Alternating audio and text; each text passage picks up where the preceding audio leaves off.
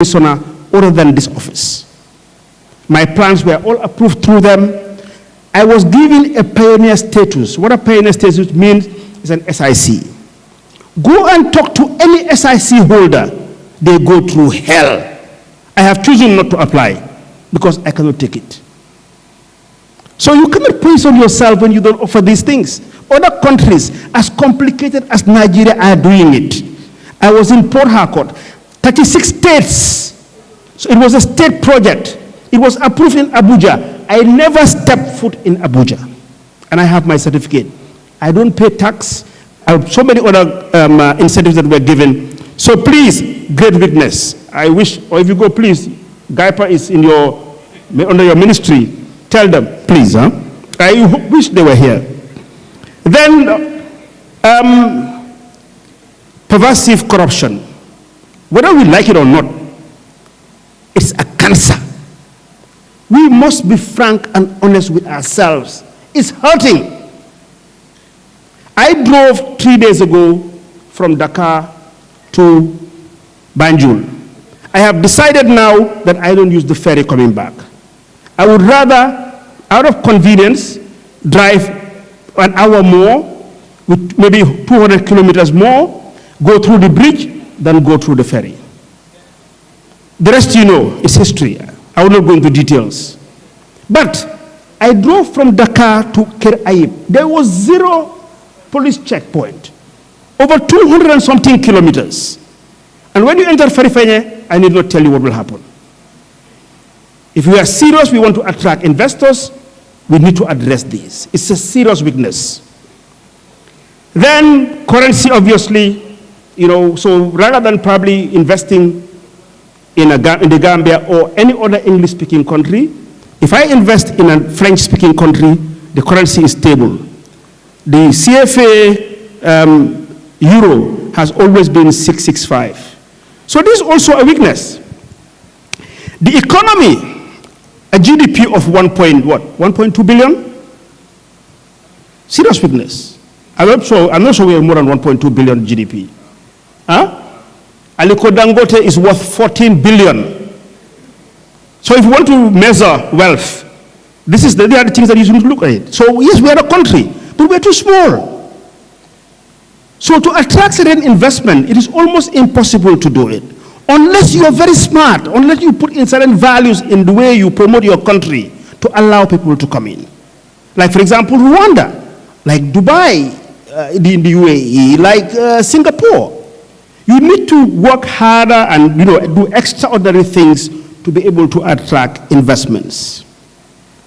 Limited access to trade markets. Lack of strategy, obviously, FDI, I mentioned that. Skill shortage. Skills is an issue in this country across the board.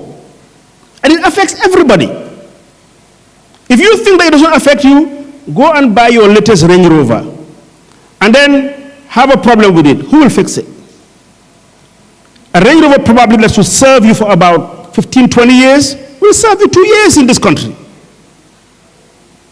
And across the board, it's skills. Now we import skills. That's the reality. Skills, unskilled labor is important into this country. It's an SOS. We're trying to develop 5,000 houses. So there's a market. There's employment that is available.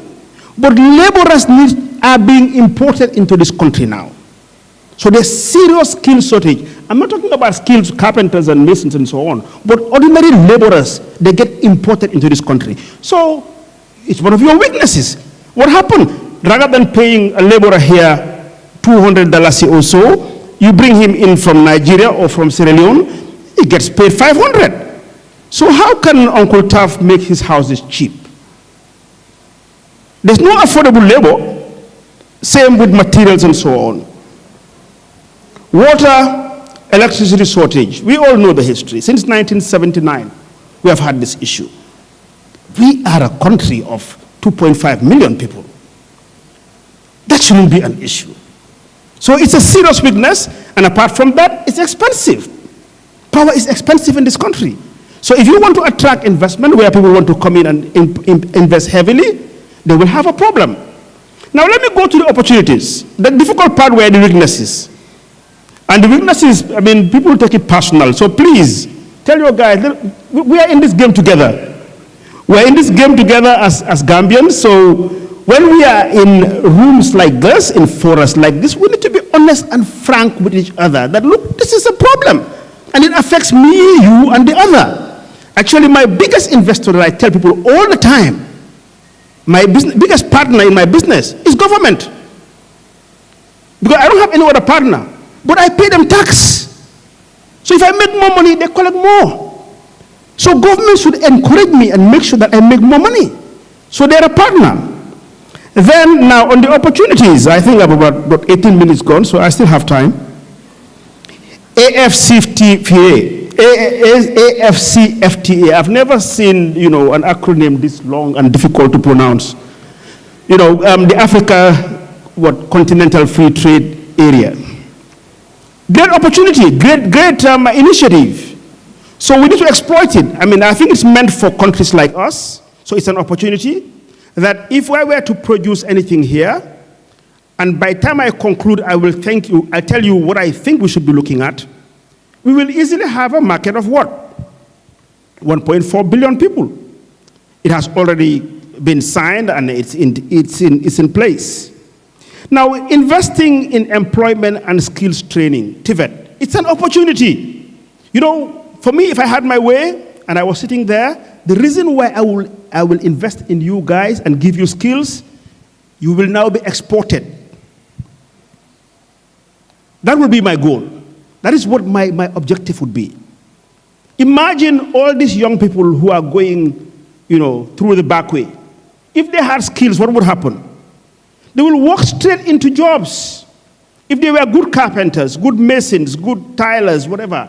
If they learn in Europe, there's shortage of skills. But they will be employed. But they go there unskilled.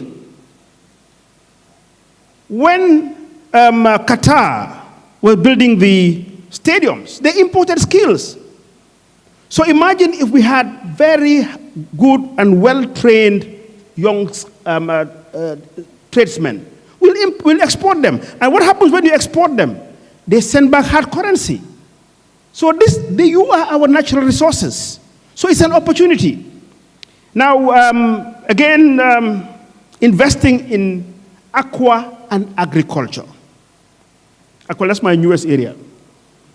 I want to drop now real estate development. And it just makes sense. It makes sense to invest in agriculture and aquaculture. Everybody complains about fish. How much does fish cost now? Very costly. But nobody goes fishing in the ocean anymore. That's outdated. You farm fish. We have 40 kilometers of coastline. It can be done on an industrial basis. And the returns are super high. One, you feed your population. Two, you export it. Agriculture, MEMSOs, it's the same. Today, nobody talks about peanuts and so on. You talk about the green gold. You know the green gold? Avocado. In 2 years, 2.5 years, you can plant avocado and start exporting it. And the good thing about avocado is that there's a variety that can be in the water, on the waters for 2 months. So you can ship it over land. So, agriculture has always been the backbone of our economy, but being neglected. Government needs to look into agriculture and encourage, the private sector maybe and others to invest in it. Again, facilitate the optimum participation and contribution of the diaspora. I'm happy to learn that with GAIN you get attracting the diaspora. This is not rocket science. 22% of our GDP is being contributed by the diaspora. We need not ask for loans and grants. We need to harness this opportunity. So that's another one. And then we need to invest in technology. Technology, solar. We have, 12 hours of sunlight. If you go to Tough City now, we're not connected to NAWEC for the moment. Everything that you see there, it's run by, solar, it's solar driven. Now let me quickly go to the threats. The threats are A poor governance system, that's a threat. We need to work on it. Governance is an issue.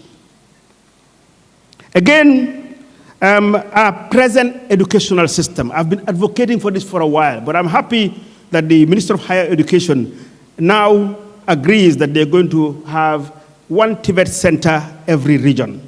We need to change the curriculum. I am very passionate about this, so I look at the figures, statistics. In our schooling system, there are 400,000 kids. So you can work it out. Divide 400 by 12, 400,000 by 12, to tell you how many of them, graduate from high school. Only 18% actually gets into high school. 18% of them. The rest, they drop out at grade 9 or even before. They are unskilled. This is a huge threat to us. Obviously, if you have a youthful population who are unemployed, who are uneducated, what do? Crime goes up. So this is something that we need to address. Climate change and global warming and lack of work ethics. Climate change, we are told that Banjul, we are going to lose it in the next few years. It's a reality. So climate change is a reality. We saw the rains about, a month ago or two? And everybody thought, started the blame game. No, it's for real. Climate change is real.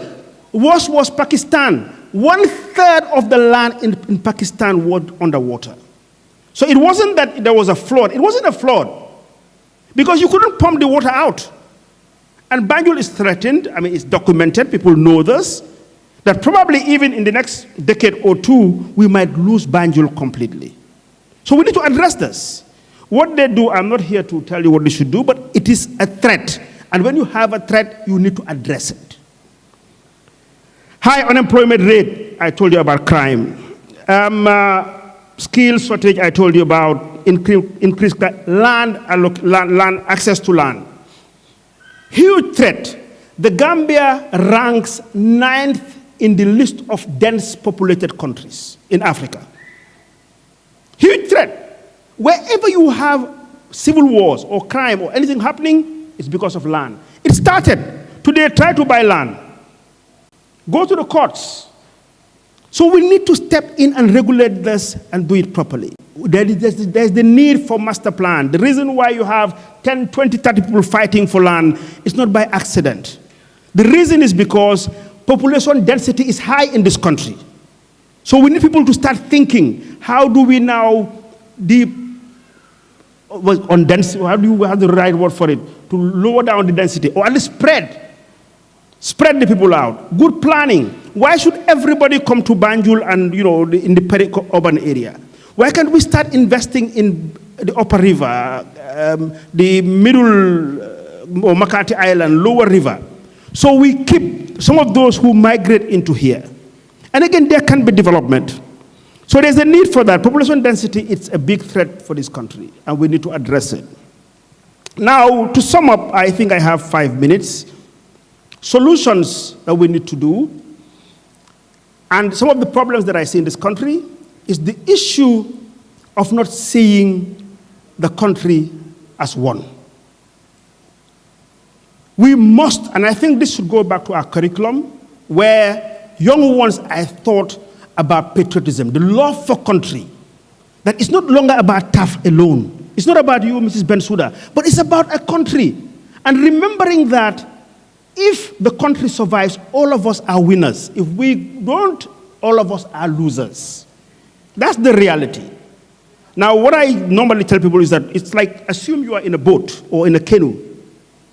And in the canoe, Mr. Drame has got some gold, Mrs. Jallo has got some silver, Madam Bensouda take the diamond, I only have coal. Now, we might all have our wealth, but if that canoe sinks, we all go down together. So I think there's the need for a call for a sense of nationalism. That look, we see country first. Regardless of our religion, our gender, our tribe, and most common today, our political affiliation. If we don't see together as one country, one Gambia, and address our problems, there's no way we can compete in the sub-region. For example, tourism. We had an edge over the whole West African sub-region. At my age now, you know me, I'm a youth pa, and by the way, Ambia, you're going to be the youth lady now, because you're here. So I'll be the youth man, you'll be the youth lady. Because there's passion in dealing with the people I use. So I play a double role. Next week, I've been trying to go into Senegal. I have 3 friends that at times we break off for a week and drive around. So there's this new hotel. Who knows the Rue de Baobab? How many rooms? 500 rooms. They're trying to build 1,000. We cannot find a room over the weekend. All these other hotels in the Gambia are empty. We still think that we are the tourism king. We have been overtaken. Rue de Baobab, 5-star. I cannot find a room there. So we need to watch our neighbor. If you call them by name, we see it. But every time I go there, I ask myself, do we really go and see what these guys are doing? I was there 2 weeks ago, had a meeting in the main center of Dakar. The person said, oh no, I was going to ask him for his car. He said, no, I don't use my car now. I work in Jamnyajo. I'm going to catch the train. 25 minutes, Dakar center, good train, as good as anywhere in the world. Infrastructure is ongoing. They have their issues, but things are being addressed. It is a reality that now the fastest way to get your goods into Banjul is through Dakar port. We see it all the time. The port in Foundiougne, Dubai Port Wall, is building another port. Now going to Dakar, you cross through that bridge in Foundiougne. So we need to wake up. We need to see ourselves as Gambians, that we owe this to ourselves to work together to push this country. It is small, it's manageable, there are opportunities. And we must stop this issue of personalizing things. You talk to a government official, the first thing he addresses you, well, why are you saying it? Who is he? Where is he coming from? We've had our experiences. That has to stop, otherwise we are all losers. I am speaking as an investor. I invest in the most so-called difficult places like Nigeria. But there I am seen as an investor. And I am highly regarded as a successful real estate developer. For the past yesterday I was on a webinar as a speaker on the housing solutions in Nigeria as they celebrate their 62nd university. In here, I hardly can talk to a public officer on the issue of housing. So we need to look ourselves as Gambians. White, yellow, blue. The colors are mostly with parties. Yellow, white, green, whatever. You know, I have a crocodile skin. They allocate me to every party, from one place to the other. But we must speak about these things, that please, please, please, please, keep your politics. We are out of it. We are not politicians. We want to develop this country. Ladies and gentlemen, thank you very much.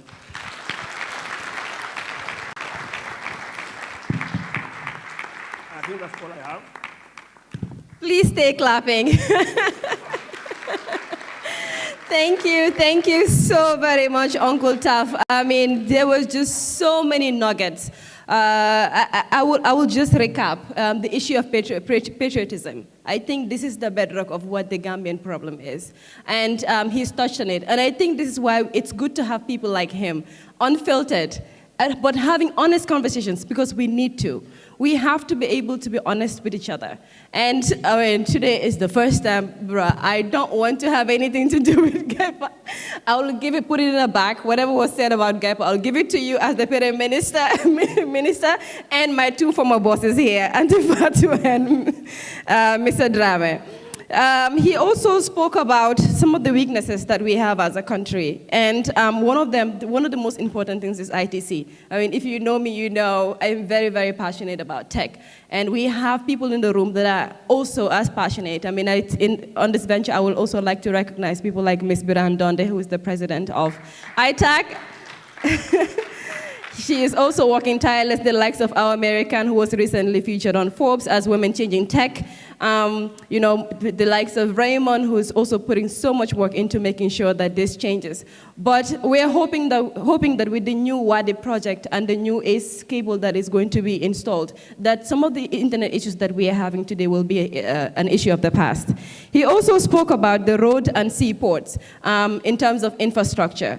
I mean, there's nothing to add there. He's hit the nail on the head. If you are coming to the event, half of the reason why some people here were late is because of the traffic. I mean, traffic is crazy now. Also, too, because as GAIPA, we also manage export. So many people walk in and tell you how they can export through our seaport. And I think it's something that the government should look into.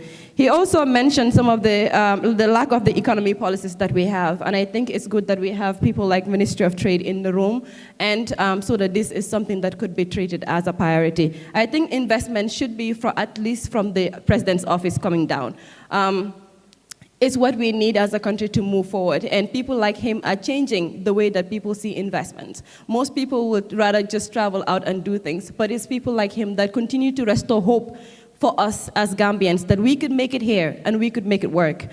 So thank you, Uncle Tuff. We did not make a mistake by choosing you as our special guest for the maiden edition of the GAIN Investment Day. So thank you for gracing the occasion. We had something for you, but due to infrastructure, it's kind of stuck in traffic.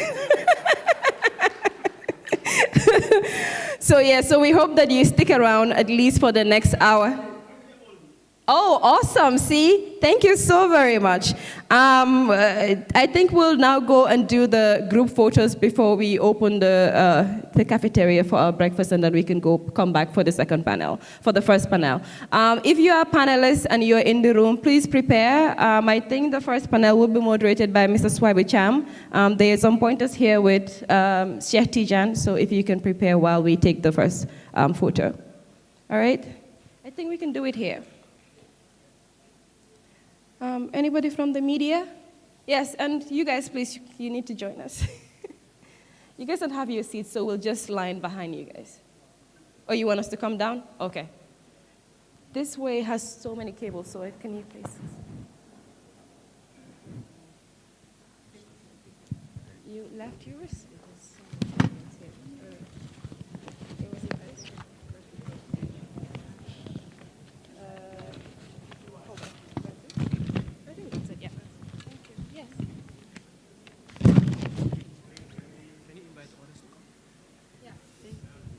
Please, the group photo is for everyone.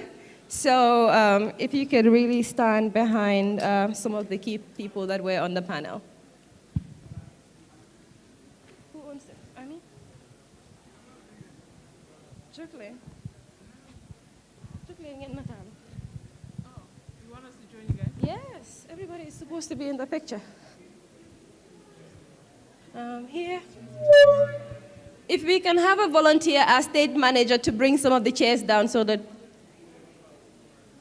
Do we have any stage managers? You want us to? Yeah, we might have to bring some of the chairs down.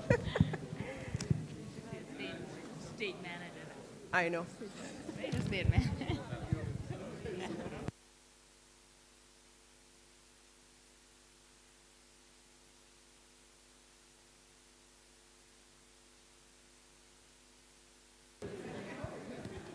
All right, guys, so that we can be on time for the rest of the event.